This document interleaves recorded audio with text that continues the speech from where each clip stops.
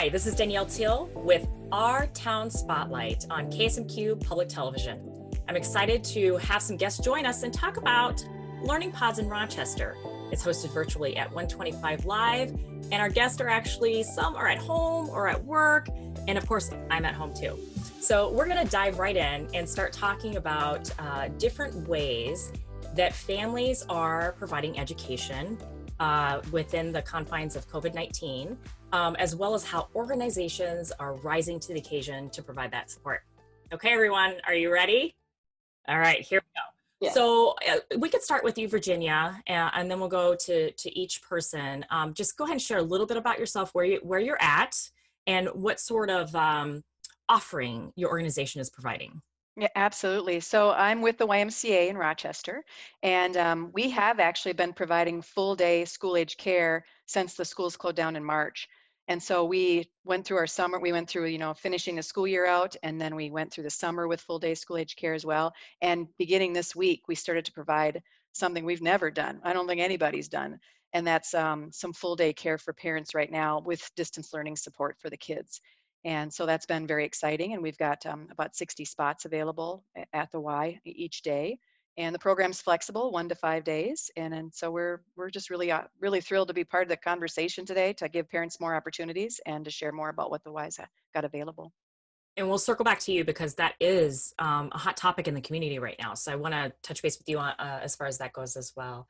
And so go ahead, Chrissy, go ahead and share a little bit about yourself and what your offering is. Hi, I'm Chrissy. I have my own music studio, Chrissy Studio, and I am offering a school time learning distance pod here. So I have room for up to 4 in my current space. If more interest, I can take over the neighboring suite, so I can take up to 8 then. So we have mornings and afternoons available, Monday, Tuesday, Thursday, and Friday right now. My Wednesdays are full. So. And you have a special little guest with you. Yeah. I do. This is my friend. Hello. So cute. Okay, Gayatri, go ahead and share a little bit about yourself and the organization. Hi, I'm the owner and center director of Mathnasium in Rochester. We are located near Target North on Marketplace Drive, right next to Chipotle. And Mathnasium offers math programs for students kindergarten through 12th grade in a fun and positive environment. And we have been getting quite a few inquiries since the school started online since March. And parents are getting really concerned about students falling behind in academics, especially in math. And that's where Mathnasium has come in to help students, provide them with appropriate skill set so they can excel in the grade level they are in math. Through the learning pod, we will be implementing or using a lot of math puzzles and hands-on activities, and it's an opportunity for our students to find out how much fun math can be. And I'm pretty excited about this opportunity, and I am hoping to hear from our parents soon. Very cool. And I see the signs have popped up across Rochester. I'm sure there's a lot of interest. In fact, I'm not very good at math myself, so I may be reaching out to you as well for support. Nice. Pamela, you're up next. Yeah, I'm Pamela Ray. I'm the director of the neighborhood at the Rochester Athletic Club. And we like to call the neighborhood 35,000 square feet of fun. So what we've done is we've extended our summer camps into the fall with our camp called Camp Einstein. And it's a full day camp with half day options for parents. And we've enlisted licensed teachers and retired teachers to provide school supports in the areas of reading, English, social studies, creative writing, math, and science, as well as enlisting our personal trainers and some of our athletic coaches to provide sports and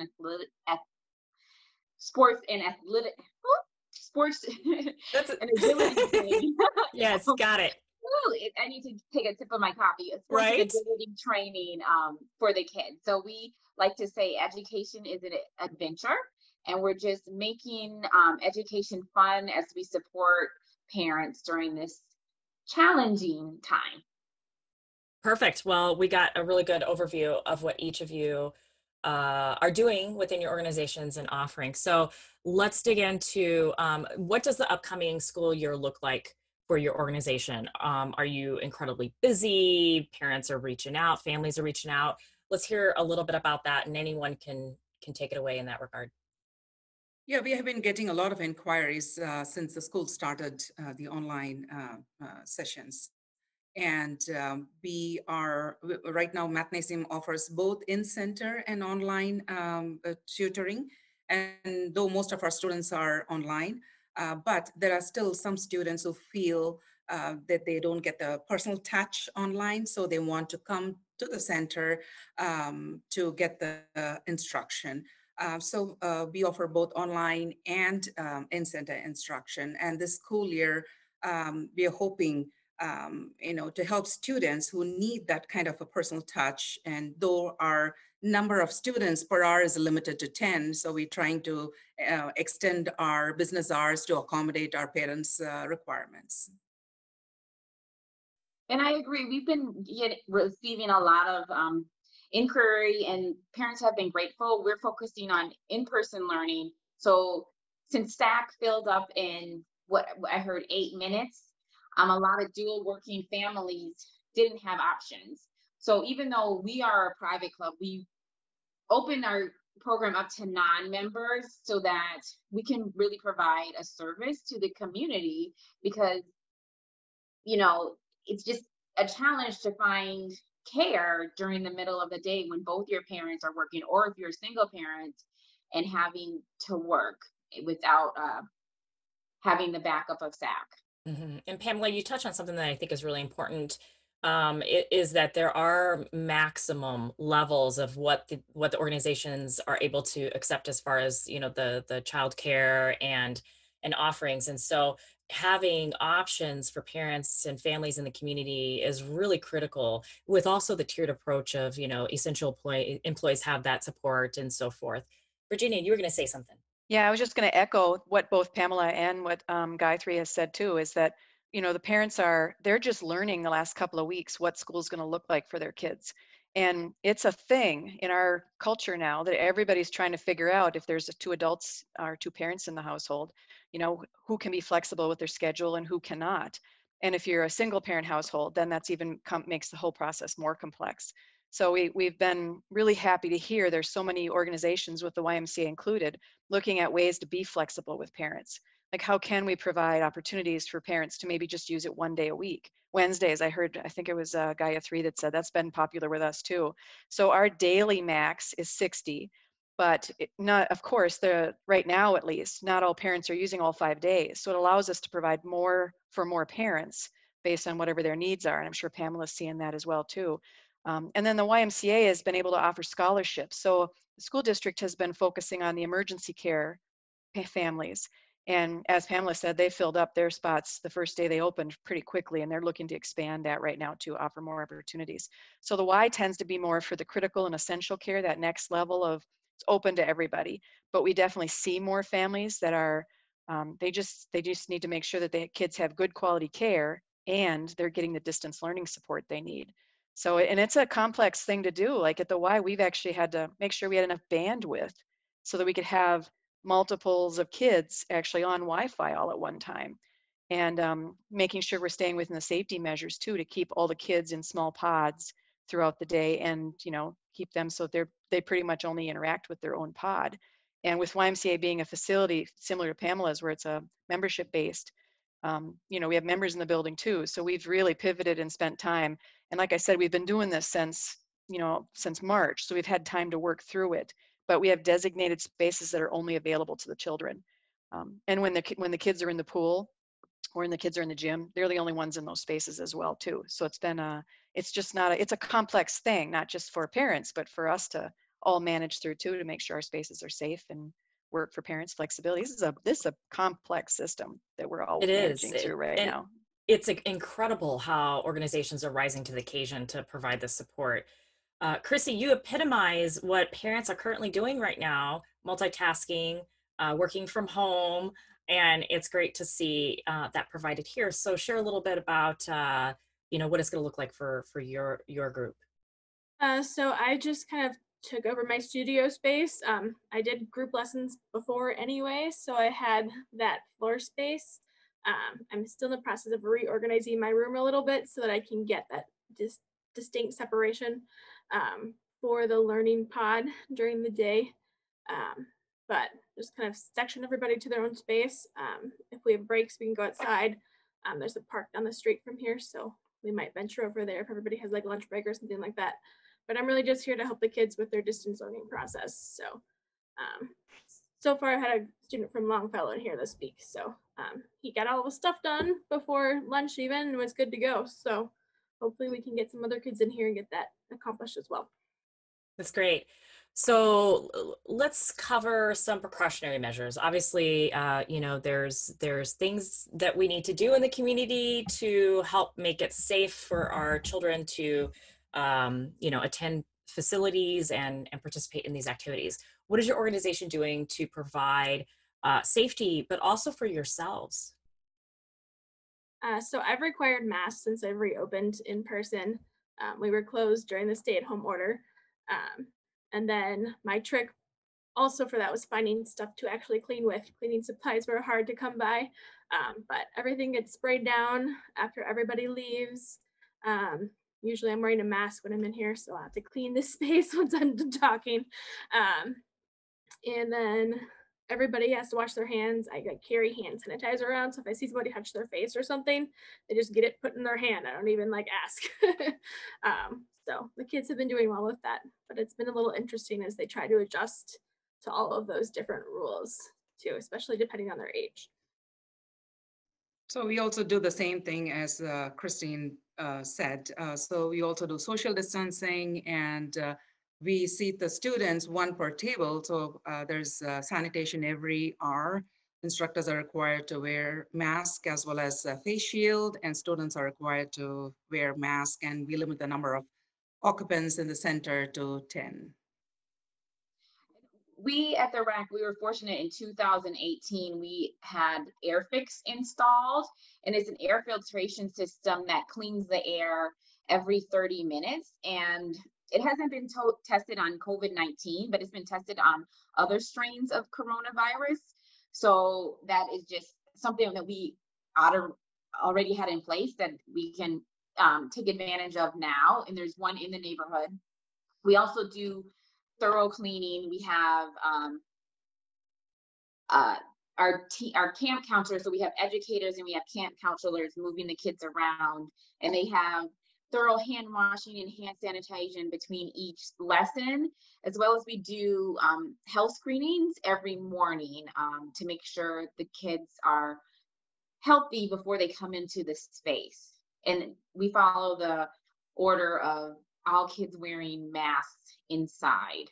But we tend to take advantage of our outside space in our small groups. So we have our kids in small groups based on age, and they just remain with that group throughout the day, inside wearing a mask, outside playing, masks off. The YMCA has financial scholarships available. So we tend to get those families, and especially those low income families or families that, I mean, nobody's used to paying for school age care or even pods during the school year. They're used to their kids being in school. And so as much as we can get the word out to help parents if they're financially needing support, the YMCA does provide scholarships through our annual campaign. Because some parents are like, I don't got the money. That's really important, Virginia. How am I going to do that? You know, and we've been trying to work with families one-on-one to find out what they can afford, and then raising dollars to fill that gap. Yeah, access is definitely critical right now. That's a very good point. What do you see coming in the future months? Do you all have backup plans? Well, we're going to continue as long as there's distance learning. If the state shuts down again, the RAC is a community gatherings place. So right now we're not 100% sure if we would keep going if the state was shut down, just because we know that people would come here, like on non-school days. The RAC is where kids come. So we might end the program if the state locked down. That's amazing. You were allowing access to non-members. That almost seems unprecedented when it comes to that, but wow. Yeah. I mean, we see it as a service to the community. So we've even partnered with Victoria's and Pasquale's, and they're providing our lunches for the kids. They are the most giving Yes. business owners. I mean, I cannot say enough about those two. They are constantly in the community providing that sort of support. That's incredible. Yeah. So Yeah, what we're doing is we're pretty close to securing some space in One Discovery Square for an additional pot of 15. Oh, really? Yeah, and that's to support University of Minnesota Rochester faculty and staff. Be open to everybody, but it's pretty convenient for them.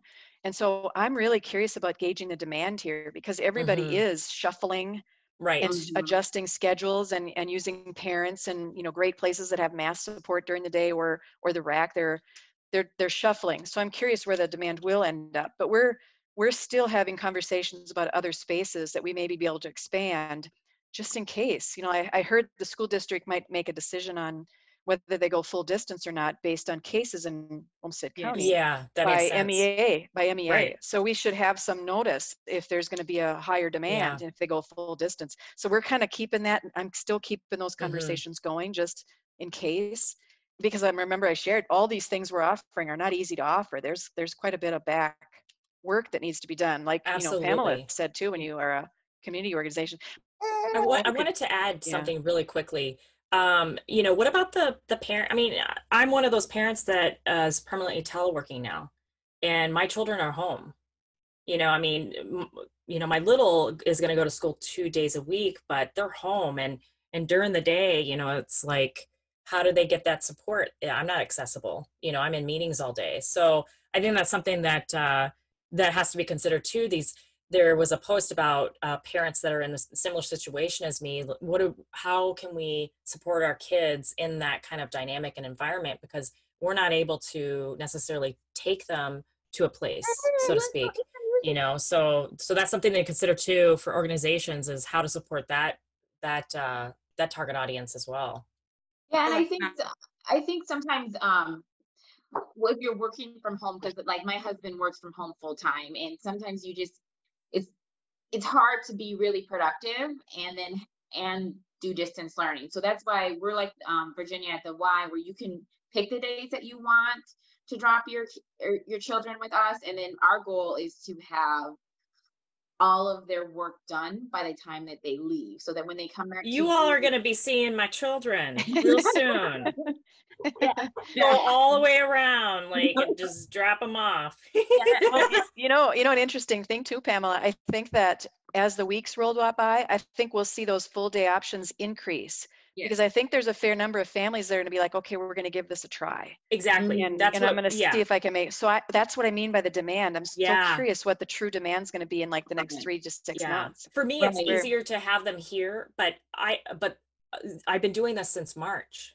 Right. And I already need a break from it, and they need a break, and they need different outlets. And so, yeah, I definitely agree. That's going to change, Virginia. Yeah, I mean, many of us are really assessing the situation, seeing how it's going, and then we're going to start signing them up. Right. And like we've kept our capacity because of our space rather large. So we can accommodate 70 per day. And right now we're averaging 30. So that if there is, and I didn't want to be like SAC, where you filled up.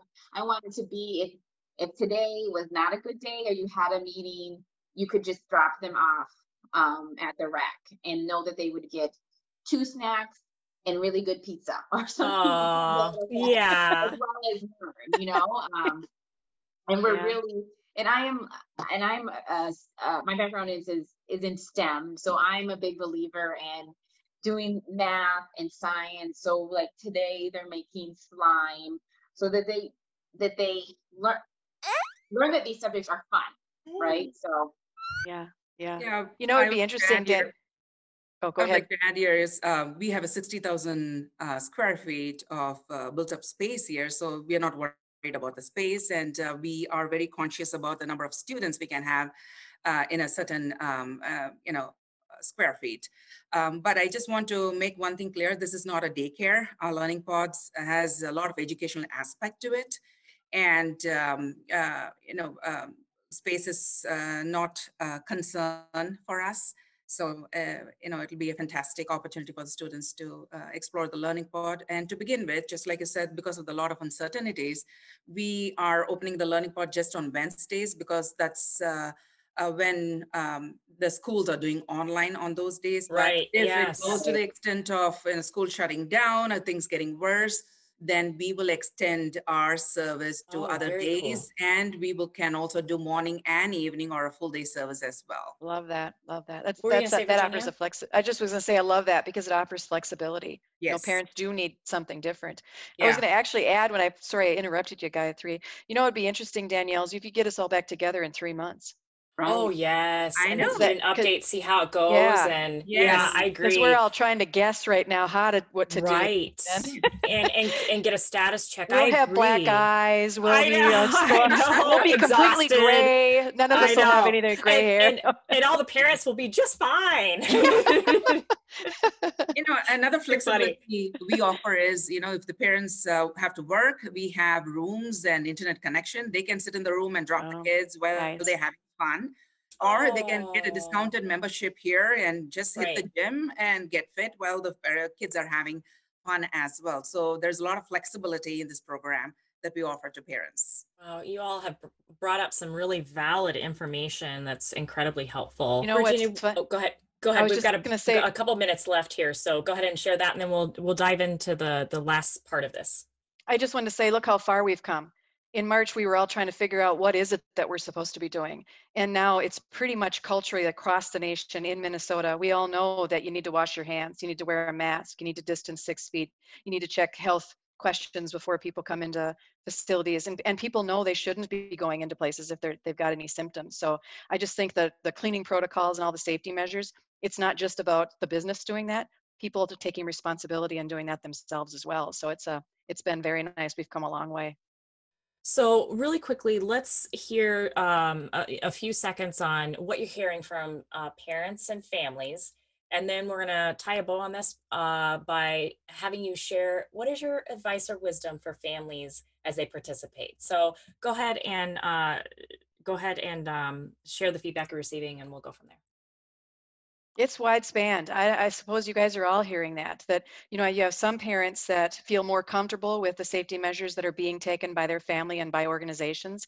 And then there's other folks that may have someone that's vulnerable in the family or have health issues or, have work, things that impact their work if they come in contact with anybody. So it's pretty much across the board. What I've enjoyed is that people are educated now more than ever before. And I think that's really been helpful, and it will be helpful in the future to help us keep the spread down. So we hear parents are very anxious, especially students falling behind in academics. And that's why we had partnered with all the experts to bring in this learning pod to help them, help the students in our community. So whether it is math or English or PE or art, we have an educational aspect tied to it. So the students can enjoy what they are doing, and they will also socialize with other students as well. And some people have concerns that the 120 Live building is old. We have a really new HVAC system, and we follow all the sanitation protocols. It's a very clean and welcoming environment, and I'm sure students will enjoy participating in our learning pods. I agree. I think there's reservation and gratitude for providing options for parents. That's what I'm hearing from a lot of parents, is this gratitude to have the options. And some parents wanted me to take their kids right away because to be together since March is a long test of your parenting skills. But I think they're grateful overall. And I would just advise them to breathe and to laugh, right? Because sometimes if you don't laugh, you'll cry. And we will get through this, and just take a breath and find something to laugh at. And what about you, Chrissy? I've heard from a lot of parents, even last spring, that they were just so stressed with trying to figure out distance learning, and they're not up on what the new curriculum and stuff is, so they're even stressed out how to follow along with what teachers wanted. And then a lot of people are really happy that I opened back up when I did, so they could get their kids out of the house a little bit too, even if they were for the most part, staying at home otherwise. They knew that this was a safe space to come to. So they're really happy about that.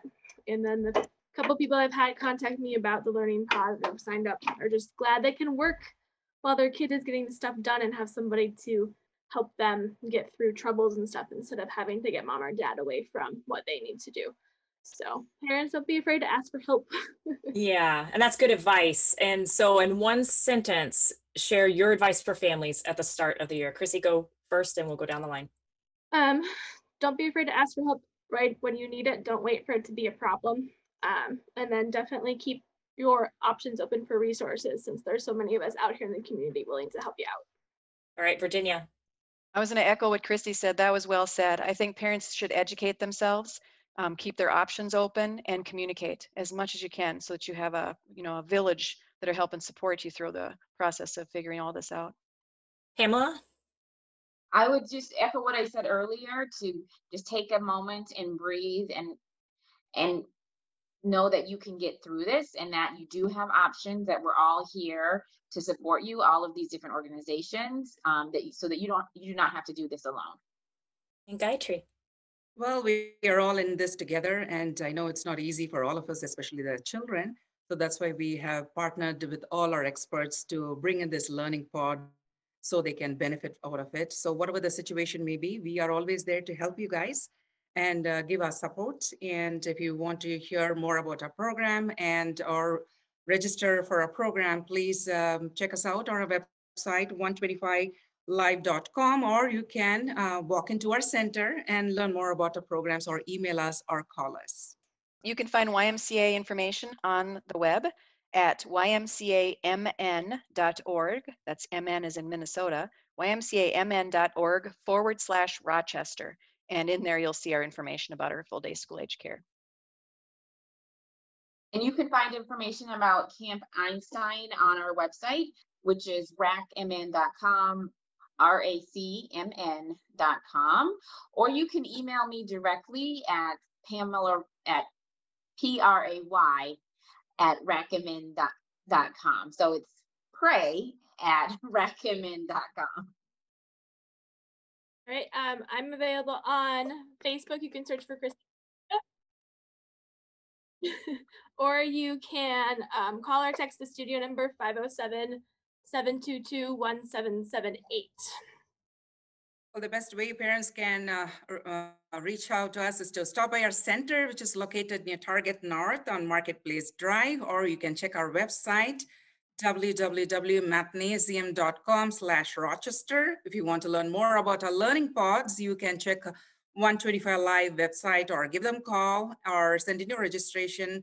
Just want to make sure you get in your registration, as our spots are filling up really fast. So any questions, please stop by or send us an email or give us a call. We'll be happy to help you with any questions regarding the learning pods or our math programs. Thank you. You all were awesome. In fact, we did not have enough time. I wanted more time with you. This was so helpful. And I know that parents and families are going to be really appreciative of these options being offered in the community. And we also didn't cover other places that are doing it as well, but we're so glad that that you're here. Your efforts are valuable and worthwhile. So you're appreciated. Thank you so much. Thank you.